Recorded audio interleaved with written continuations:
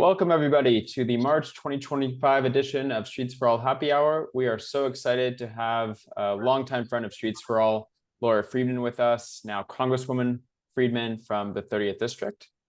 Before we get to our conversation with the Congresswoman, we're going to give you an update on our efforts in Sacramento.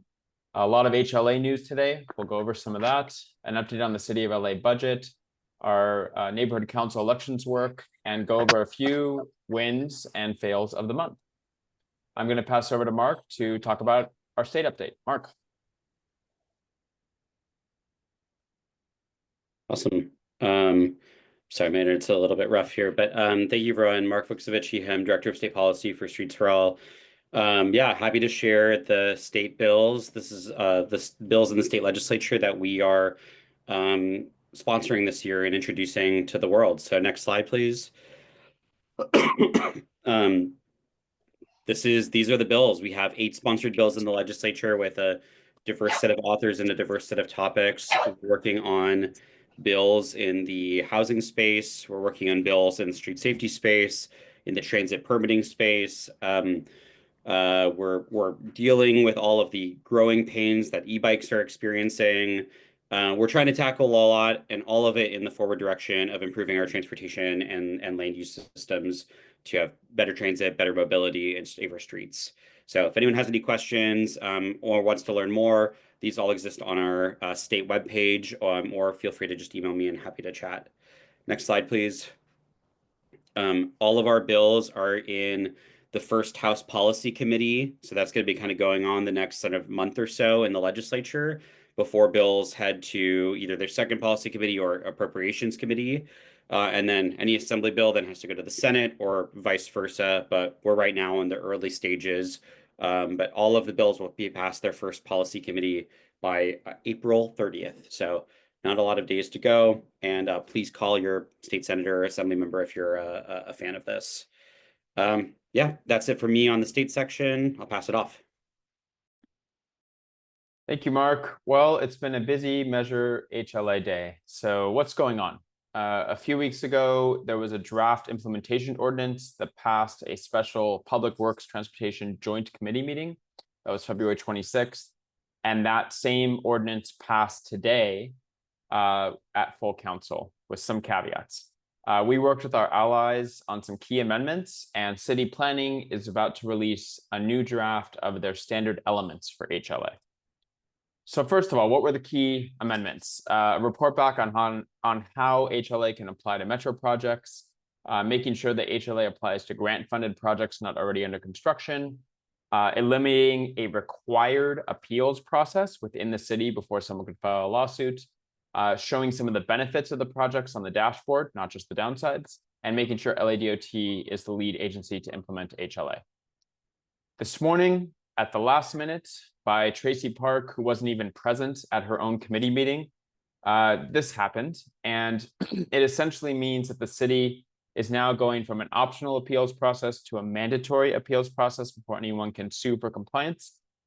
We're not sure this is legal, but that did happen at the last minute, and it flew through council in 2 seconds.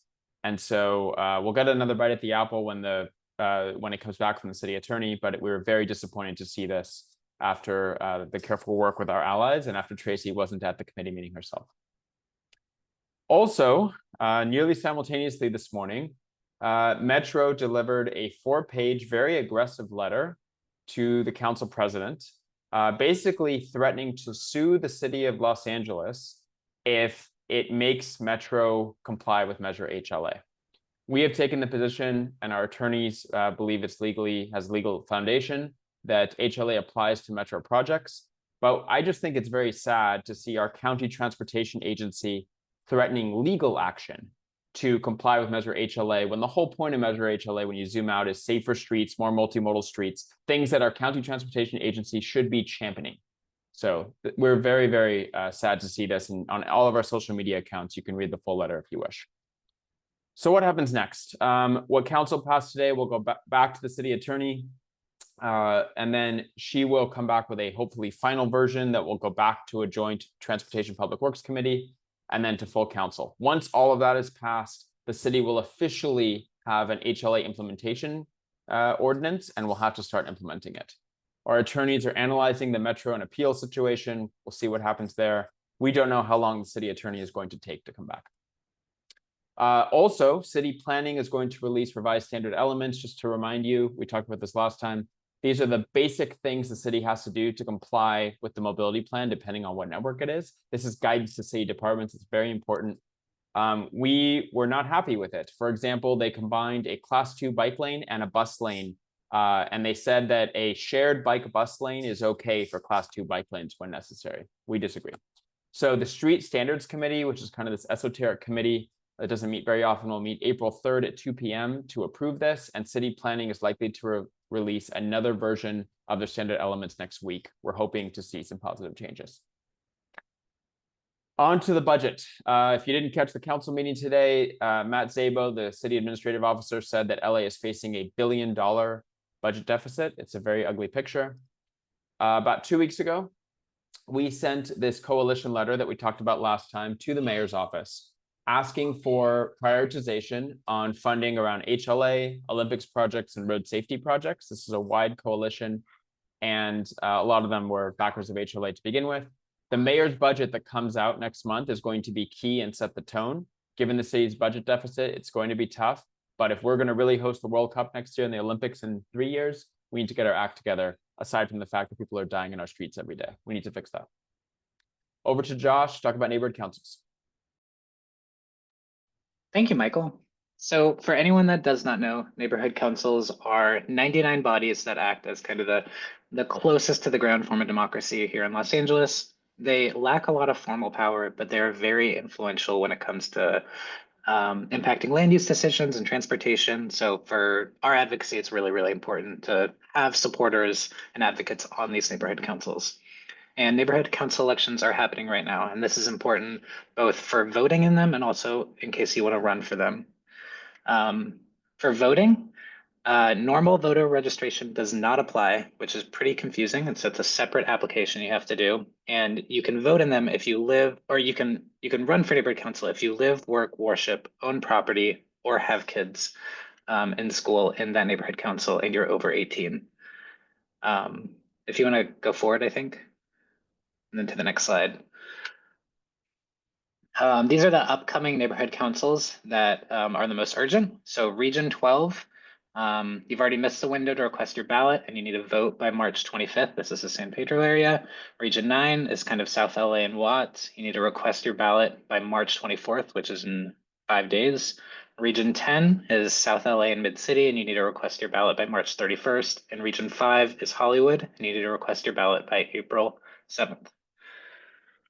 And on our website at streetsforall.org/2025 neighborhood council elections, you can apply for endorsements. We also have a long list of all of the upcoming deadlines for each neighborhood council. We also have a link so you can figure out what neighborhood council you're in.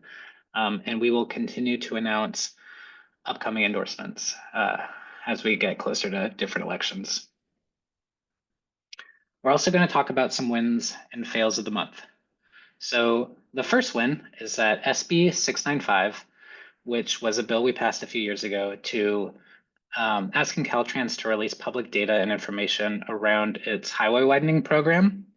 That data has now come out and it's now public. So the data covers the range from 2018 to 2023.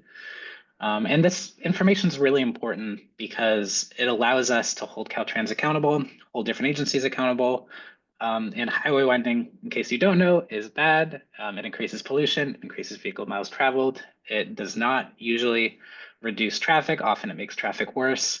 And so the main kind of headline that came away from this analysis, which I guess is kind of a fail of the month, is that 553 new lane miles of highways were added over this time period, and 317 homes and 300 businesses were also removed. I'm going to pass it over to Kyle now. Thanks, Josh. So we're super happy to report that the bus lane enforcement project is live, starting February 17th after a 60-day warning period.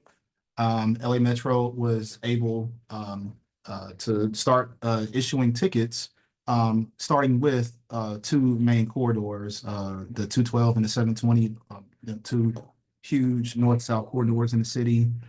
And the phase two warning period for the 70 and the Silver Line, the 910 and the 950, started last week. And so, just a heads up to anybody caught in the bus lane there, happy to see that.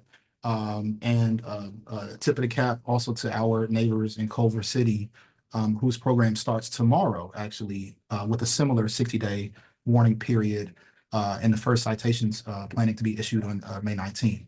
Similar structures to each, you can pay online, but happy that the program exists. Over to Katrina, who's going to talk about the bad side of this.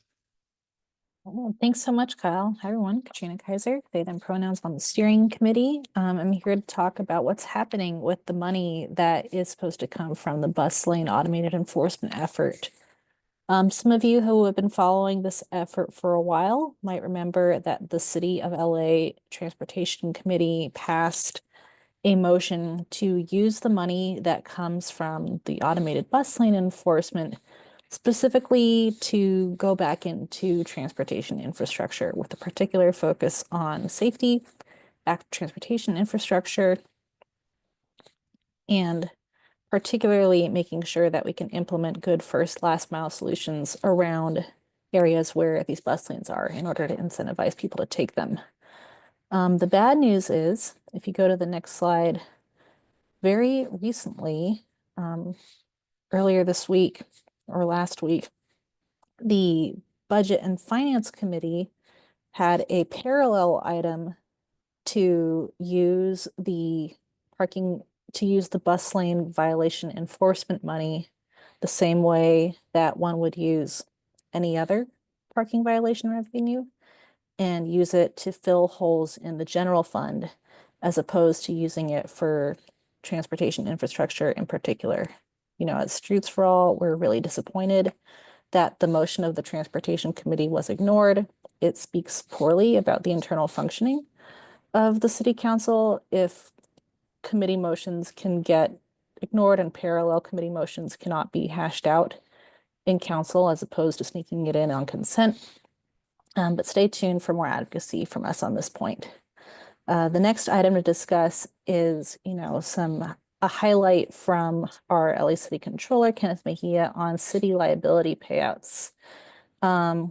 According to the data that both the City Controller has collected, as well as data that Streets for All has taken a look at in the budget, the amount of liability payouts in the traffic collisions category and the street services category are more than double what's been earmarked for Vision Zero work in the budget, or active transportation work, since Vision Zero is really decreasing in importance as a line item in the budget.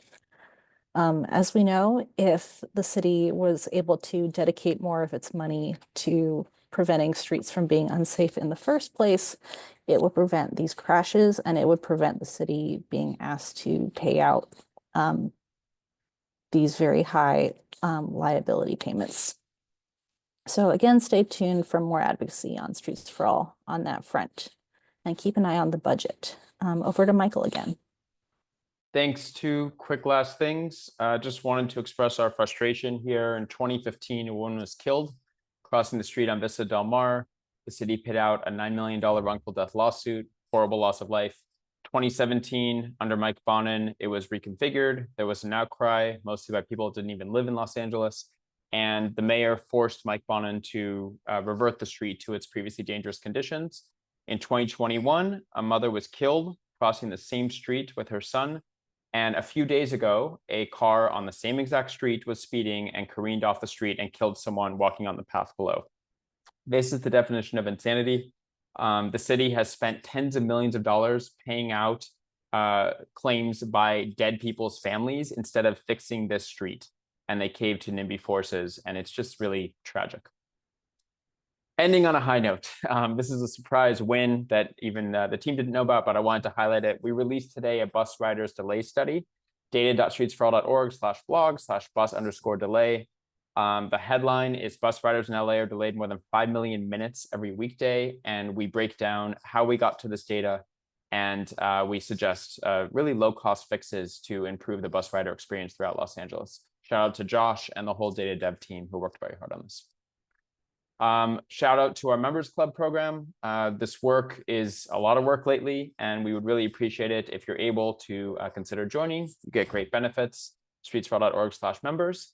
And a quick preview for next month, we're going to have the Deputy Mayor of Infrastructure, Randall Winston, who reports to Mayor Bass, Wednesday, April 9th at 5 p.m. So I'm so excited to welcome now Congresswoman Laura Friedman from the 30th District. Laura is a longtime friend of Streets for All. She has lived in California for more than 3 decades. In Congress, she represents the 30th District, which includes Burbank, Glendale, West Hollywood, and parts of LA and Pasadena.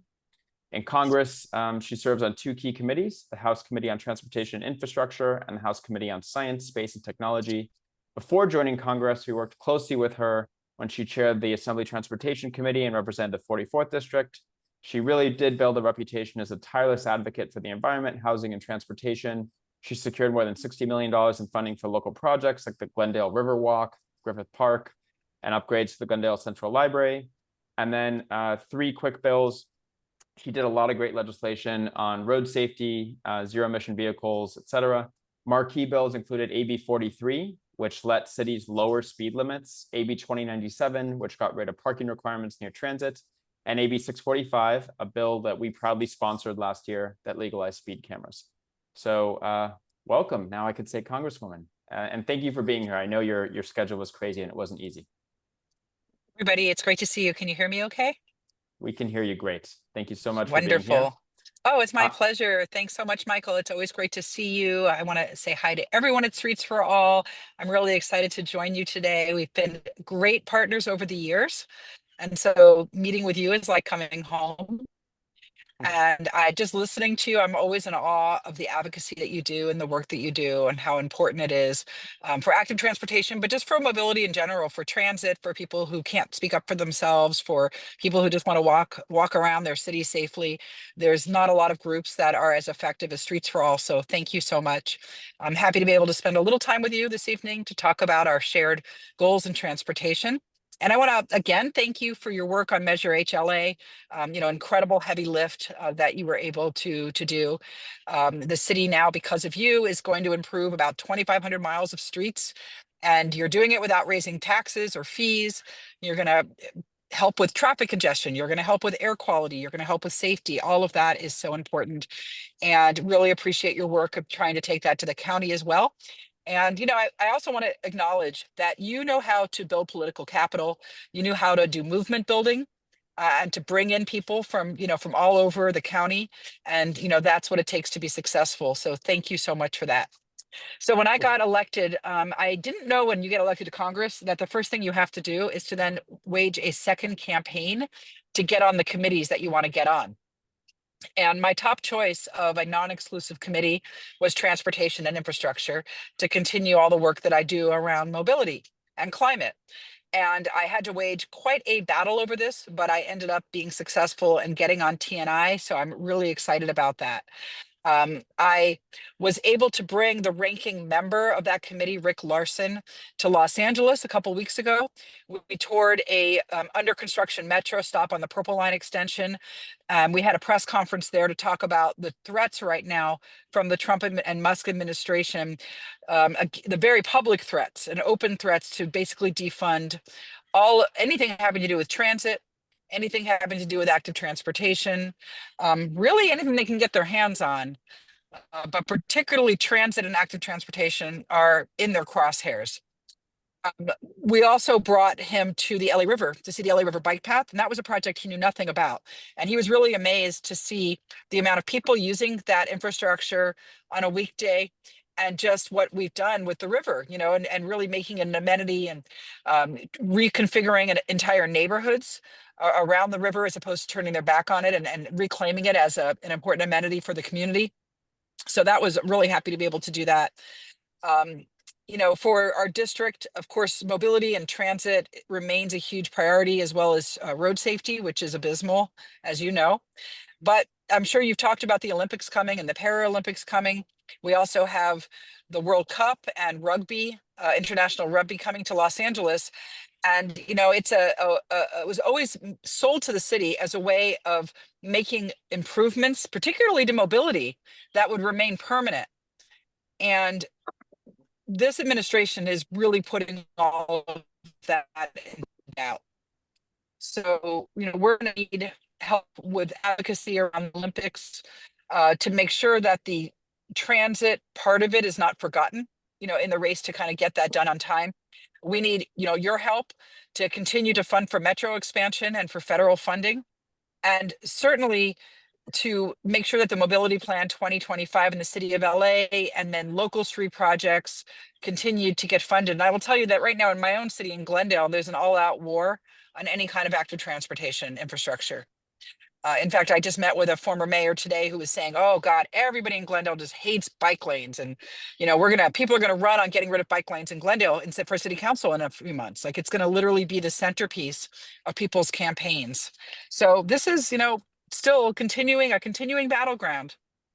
And people now see this not as just about safety, but about the culture wars.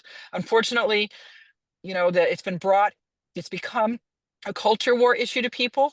And I can say in my city in Glendale, we're losing that culture war right now. So I know it's maybe a little out of your primary jurisdiction, but, you know, I certainly would love to partner with you on anything having to do with any of these issues. They're tremendously important to me, and I know they are to you, and looking forward to continuing our partnership. Thank you so much. And thank you for those kind words and that brief overview. We have some quick questions we want to ask you from the steering committee. And then there's a lot of audience members here that I'm sure would love to ask you questions as well. So I'm just going to go straight ahead. The first one I think is a softball, maybe not. You know, you're now a member of Congress. This DC must be so different than being a Democrat with a supermajority in both houses with a Democratic governor, where you can actually conceive of a bill, have it go in a semi-logical way through, and then get it signed. What has surprised you about Congress so far, maybe that you weren't expecting? And is a minority party in this environment able to have much influence at all? No, the minority party has no influence that I've seen at this point.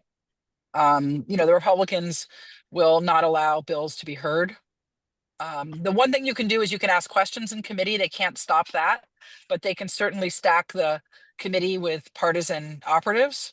I will say transportation, they really, I think that the chair tries to make it somewhat bipartisan. I mean, they always talk about that. They talk a really good game about it being like the one bipartisan committee. And people don't have the kind of vitriolic fights in that committee that are partisan the way you see in judiciary or in oversight. We haven't seen that in transportation, and I hope it doesn't come to that. There's a little bit of shade throwing, but so far it's been fairly civil. And on some issues, it's actually been somewhat bipartisan to some extent. So we'll see. But it doesn't mean that the Republicans are standing up for transit funding or standing up for funding science or any of the other things. They just talk about wanting to be bipartisan. Thank you. Josh, over to you. Yeah, great to have you here. So similar topic. It goes without saying that President Trump has a different set of transportation priorities compared to Biden. While the last 4 years saw an unprecedented amount invested in rail projects, complete streets, repairing damage caused by past decisions like freeway construction, I think we're probably heading towards something that's probably the opposite, with a lot of money flowing into freeways and stuff. How do you feel under President Trump about Metro's big capital projects like Sepulveda Transit Corridor, the LA River Bike Path, or basically any large capital project that isn't a highway happening in California? And I will preface, the next question is about high-speed rail. So this is kind of a part one, part two. And so big capital projects that are not high-speed rail. Yeah, I think they've been really clear that they don't want money transit. There are projects in red Laura, areas. I'm so sorry. Particularly or mostly around Amtrak and freight. Can you hear us? Oh, yeah. Can you hear me? Now we can. If you could just start the answer over, please. Yeah. Okay. They've been pretty clear that, you know, they seem to like Amtrak. Amtrak goes to a lot of rural areas, you know, it goes through a lot of red districts, but they've been pretty clear that they want to get rid of transit. You know, they fired everyone at the Department of Transportation, and then they brought a bunch of them back, probably because FAA is under DOT. That might be the only reason. So I think that they would like to cancel all the transit projects. I think they're pretty clear about that. I don't think they're pretending otherwise. And they definitely want to get out of a lot of the infrastructure funding bill and not want to do that. Now, a lot of those projects are in red districts, so it'll be interesting to see what happens when Republicans start to squawk about projects in their districts being canceled. But transit, they're pretty clear they don't like transit. They don't want to fund any transit projects. So is there any hope? So I think that there's a real concern of them. It's a real concern that they're going to stop projects that are midstream, like the Purple Line. I wouldn't put it past them. And then the state would have to backfill it, or and the city, which means it would cost a lot more money for residents. They'd have to raise taxes or fees or do something. They also don't like California, and they're very clear about that. You can see that with they're talking about conditioning FEMA aid. So, you know, between the two things, if they think it's a project that benefits California, they're going to want to get rid of it, or if it's transit anywhere. Thank you. Over to Katrina. Thanks. That was very sobering, and I'm sure it's going to become more sobering with this next question. Because as you and I think others here might remember, a few weeks ago, the transportation secretary went to LA Union Station to announce basically a pretext for killing California high-speed rail. It was a very high-profile announcement that kind of happened at the last minute with lots of counter protesters supporting mobility. And of course, you know, there's little doubt the project is dramatically over budget and way past the timeline promised to voters in, you know, the mid-2000s at this point. Streets for All still is standing behind it as a vital project. And I know that, you know, we've had dialogue with you in your previous role about high-speed rail. A couple years later, how do you think the high-speed rail got to this point? And what hope is there to complete it between the Bay and LA under this administration, or in general in our lifetimes? Well, it was woefully underfunded for what it was supposed to do from the get-go, you know, and that was really the big problem. You know, it was never going to get built for the money that voters were told it was going to be built with. You know, not when you have to go through the Tehachapis and, you know, buy all that land and, you know, farmland and everything else. I mean, I still think that high-speed rail is worth doing around California. I'm sorry they didn't start with San Diego, Los Angeles. You know, it's a very heavily traveled rail line already. It's too close to fly, but too far to drive, in my opinion, because I always take the train down. And then you've got the Encinitas tracks that are falling into the ocean over and over and over again. And it would have demonstrated proof of concept. So I think it would have been more successful and certainly would have had a lower price tag. But nothing we can do about that now. We've put a lot of money into this project, and we need to have something that we can show the taxpayers. That's my feeling about it. We need to have something there. And I actually think that there's still quite a bit of value to having something from Bakersfield to connecting into the Bay Area. You know, given the number of people that have moved into those areas and still work in the Bay Area, and just the people, you know, number of people that go back and forth between those routes. If you live in Bakersfield, if you live in Fresno, you still want to get to the Bay Area, and you don't have great, you know, you have Caltrain in some places, but there's a lot of places that are far from Caltrain too. So there still could be a lot of value towards that, of getting that finished, but they don't even have the money to finish that at this point, and they don't know how they're connecting into the Bay Area yet. The idea is to try to get close to ACE and be able to go into the East Bay, but that's not optimal, right? So I think they need to really think a lot about that and how they're going to fund that connection. I agree. I've taken the San Joaquins from Bakersfield and between Bakersfield and Sacramento, and there's definitely room to speed up that rail corridor. Yeah. Over to Mark. Congresswoman, it's a pleasure to see you again. This question is rooted about the things that really keeps me up at night the most. that California is projected to lose the 4 congressional seats after the 2030 census, while states like Arizona, Texas, and Florida are projected to gain around 8 or 9. And a major failure is really California building enough housing, especially in transit-rich areas. And the California legislature, as you know, as a longtime member, has immense power over zoning and housing policy, and yet progress remains incredibly slow. And I'll just add, as someone working in the building this year, I actually think it looks like even slower this year than in previous years. And so my question for you, and I'll just kind of note that Congressman Ro Khanna came on in support of SB 79, our sponsored bill with Senator Wiener.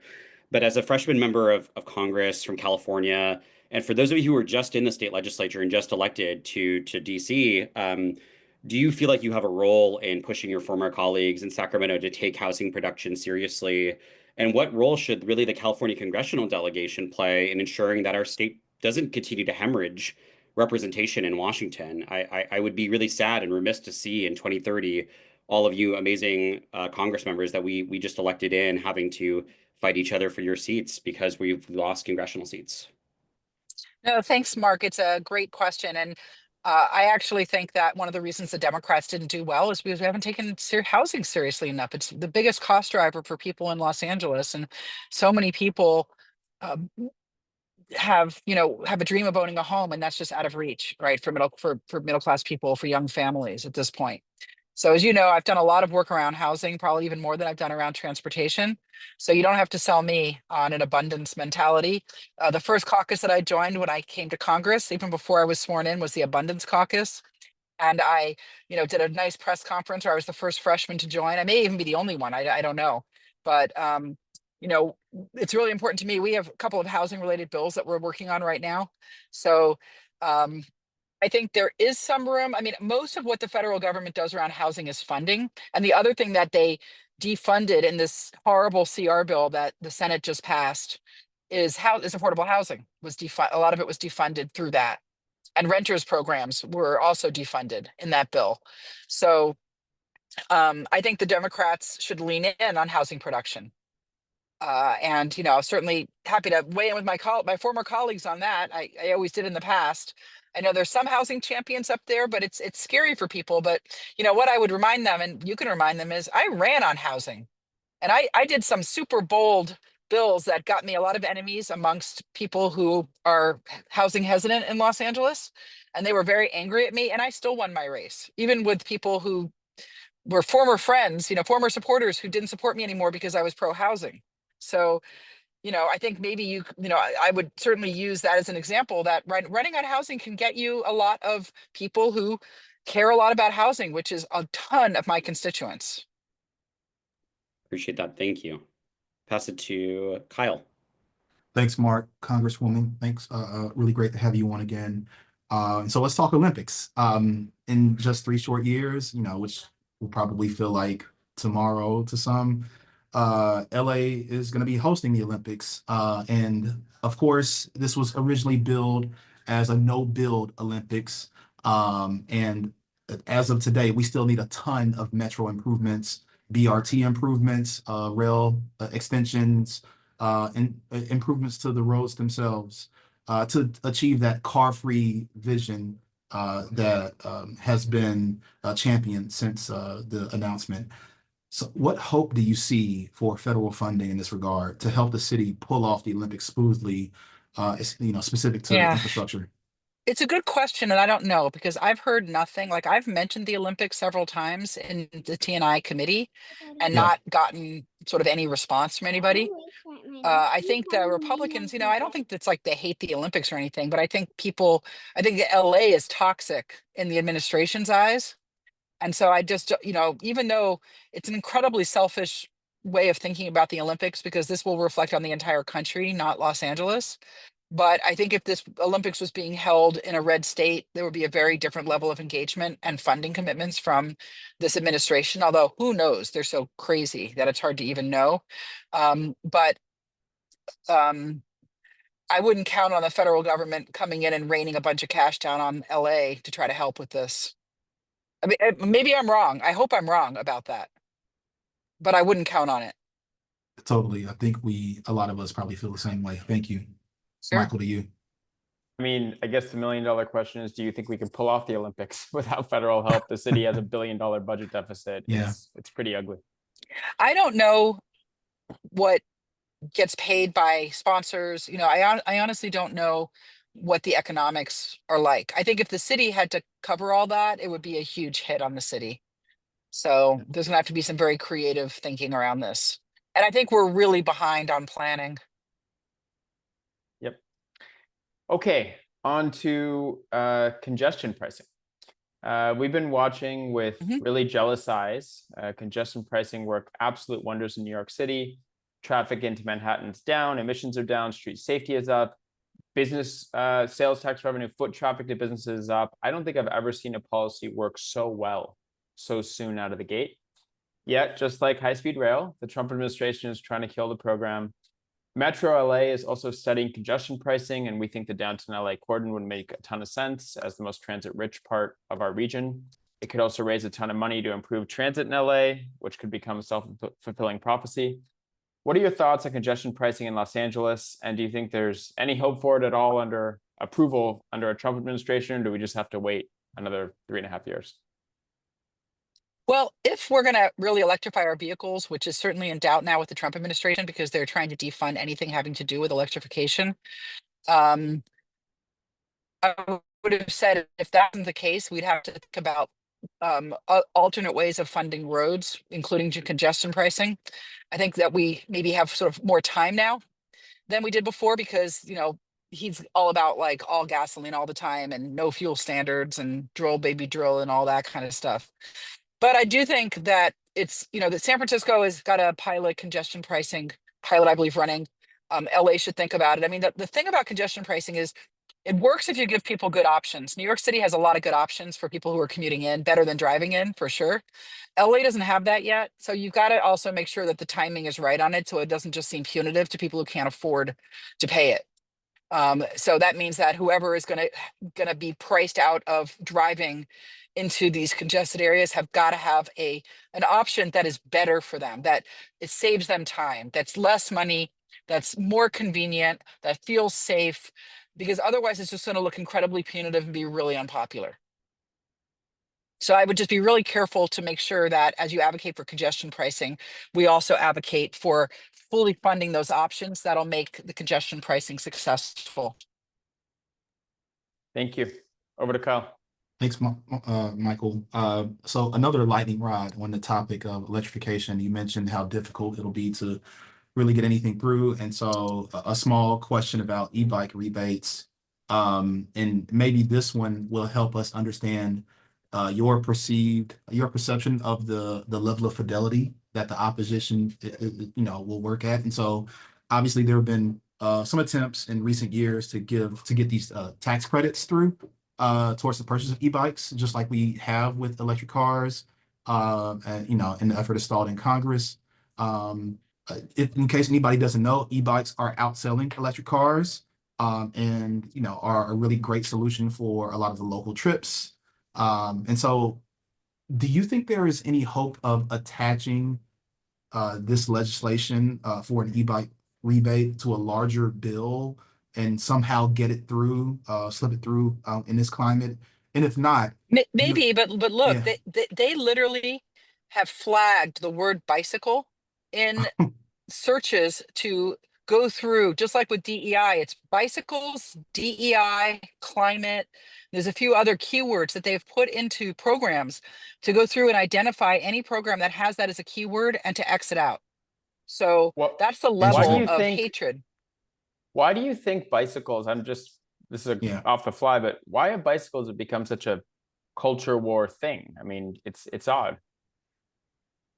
They see it as just part of they see it as something they can peg to elitism, to coastal elites, educated people, and to poor people, quite honestly. And they know that like something that's very scary to people is that a message that sells for the Republicans has been that Democrats want to take things away from you. They want to take away your gas stove. They want to take away your car, your truck. They want you to, have to recycle. They don't want you to have plastic anymore. Like they have this narrative that we're making people's lives really difficult for no reason. And the bicycle infrastructure is taking away lanes from cars, right? It's taking away your ability to get to work really fast. Even having those people on the road, people who aren't them, their voters aren't riding bikes to work, as far as they're concerned. They're driving pickup trucks. So even having to swerve around them is annoying. So I'm just taking a guess here, but they've really managed to make that part of the culture wars. We haven't sold it as keeping little kids safe on their way to school. They see it as 15-minute city. It's this sort of communist idea that we're all going to have to walk to work, that we're going to take their cars away. Thank you. Interesting. It's fine. That's Maybe what I think. a good t-shirt idea in there somewhere. Over to you, Katrina. Thanks, Kyle. Our final curated question for you is hopefully ending on a note of hope if we can muster it. The midterm elections are 20 months away, and as you know, retaking Congress has to be a top priority for the Democratic Party. What do you plan to do between now and then to help make the case to voters? And how optimistic are you that Democrats will be able to retake Congress in 2026? No, it's a great question. So that is the goal, right? Project 2027 is the goal. That all we need is 3. Remember 3 seats. Well, actually 5, because unfortunately we lost 2 members in the last couple of weeks to unexpected deaths. But those should be blue seats. So we need 3 seats. It'd be nice to have 10, just because you need that cushion, because you never know, who's going to kind of go sideways on you on important votes. But that's got to be the hope, because then at least we have a chance at some of this. How hopeful am I? I think that if the American public starts to really understand what they're doing, that we have a really good chance, because so many of the things that they are doing are deeply unpopular. Taking away Medicaid, attacking Social Security, taking away veterans programs and support for veterans. Even, getting rid of park rangers turns out is actually very unpopular with the American public. They're getting away with it because people don't realize what they're doing, and they are very untruthful. This is an administration that lies constantly about things, saying they're not attacking Medicaid while they cut tens of thousands of Medicaid, employees, saying they're not hurting veterans at the same time they're cutting tens of thousands of VA nurses and medical professionals, saying that they like housing at the same time they're cutting, millions of dollars out of money to go to affordable housing. If we can get that message out and show the American public in real terms what they're actually doing and the effect that it has on the American people, not just on people maybe they don't care about, immigrants or poor people, but your grandmother, because where else is she going to go and live? Because the nursing homes are funded usually through Medicaid. Veterans who are heroes to our country. These are people who are very, who we all care about. Everybody cares about them, Republicans and Democrats. And I actually think we have more shared values than we believe.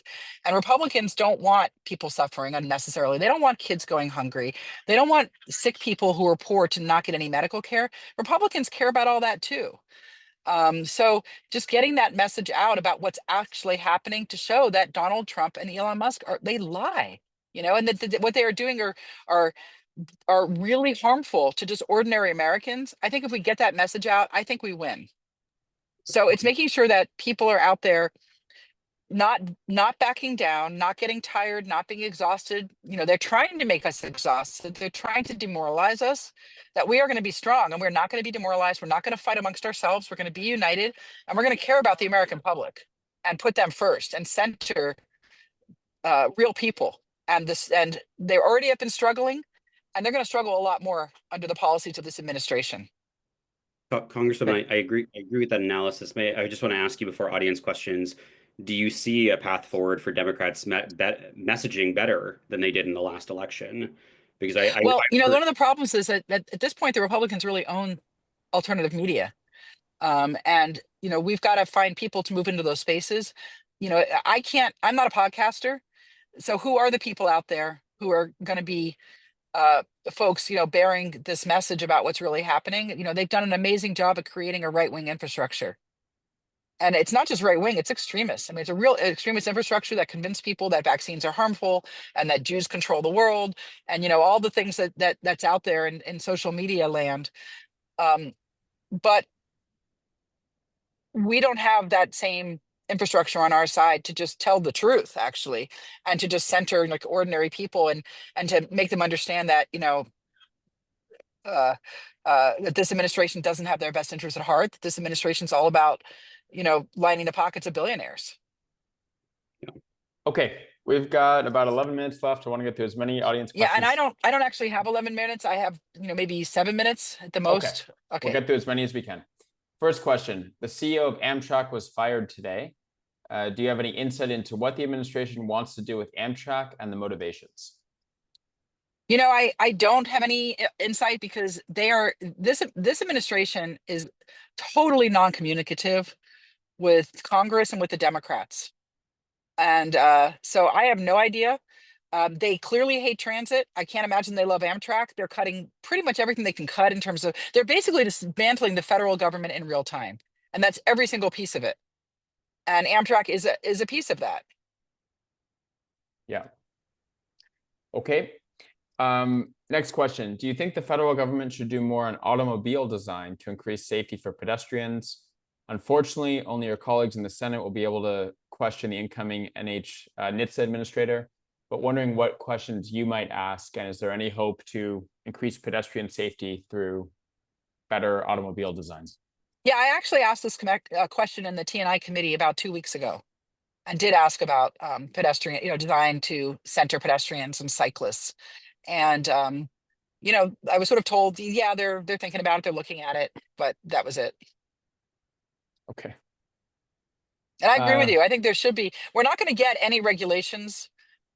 We're not going to get any regulations under this administration and under this Congress. They're all about deregulating. I mean, they believe I think if they get rid of seatbelts, they would. So we're not going to get it under this administration, but it's something that I'm very committed to fighting for. It's tremendously important. And I do think the public raising awareness about this issue is important. And then you do that. And I know there's, plenty of people out there that have been raising this issue. And I think we need to be very loud about it. Thank you. What upcoming metro project are you most excited about? I'm excited about the Purple Line extension. I think it's a game changer. I'm excited about all of them. Why do you think it's a game changer? A little bit more. We're in a very dense area with a ton of people working. We don't have great connectivity with our metro system right now.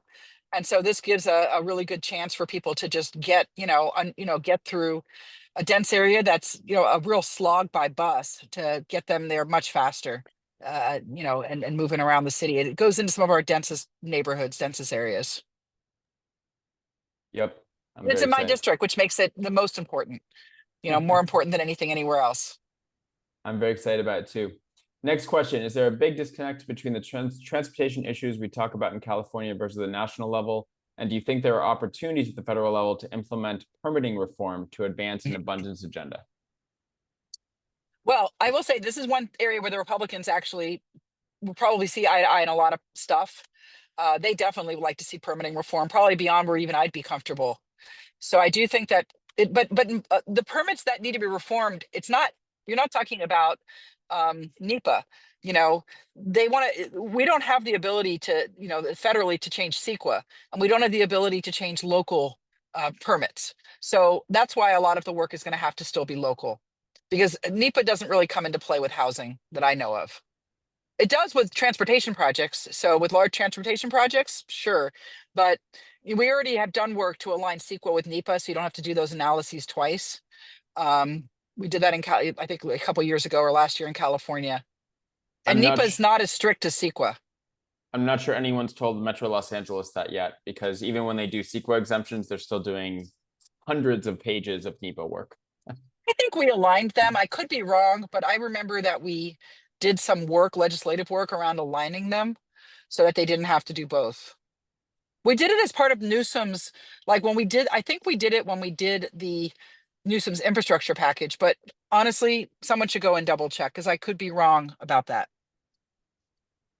This next question is about national versus state politics. We kind of already asked you that, but I guess I'll just reframe this question. Are you super frustrated right now in DC? Are you working on a bunch of ideas that you're going to unleash in a year and a half when we retake Congress? What is your mentality? I am working on ideas. I'm very excited to be there. I love being there. I am extremely worried about our country. And I would be just as worried whether I was in DC or not in DC, except that I feel like in DC, you realize that it's even worse than people hear about. You know, I have a lot more stakeholders coming in telling me that they've lost all their funding that don't want to be public because they're so worried about this vindictive administration, like never giving them money back. So the thing that's frustrating is just how much worse it is than I would have thought if I wasn't there. But I'm very excited to be in the fight. All right. One last question, then any final Sure. thoughts? Bus lane and BRT projects in our region are often watered down as Metro caves to NIMBYs. What can we do to prevent every local community from vetoing regional improvements? I think that we need to move faster and have less process. And, you know, the thing that's nice about buses is that you can unbus the lanes if you need to. So it's not like a train track where you're doing this huge investment you're never going to take out again. You're with bus infrastructure normally, not always, but a lot of times you're talking about paint. And so, you know, trying to have a little less process so you can move faster and just get stuff done. And then just hope that the public really loves it by the time they get used to it. All right. In the last 30 seconds, any final words you'd like to leave the audience with? You know, being in DC, one of the things that was a surprise to me is how great their bus infrastructure is. And I love taking the bus there. And when I come here, I talk to people about what a great quality of life it is in Washington, D.C. to be able to get around by train and by bus. And you know, if we stop using New York City as an example because it scares everybody who doesn't want to live in New York City, and start using San Diego and San Francisco and Washington, D.C.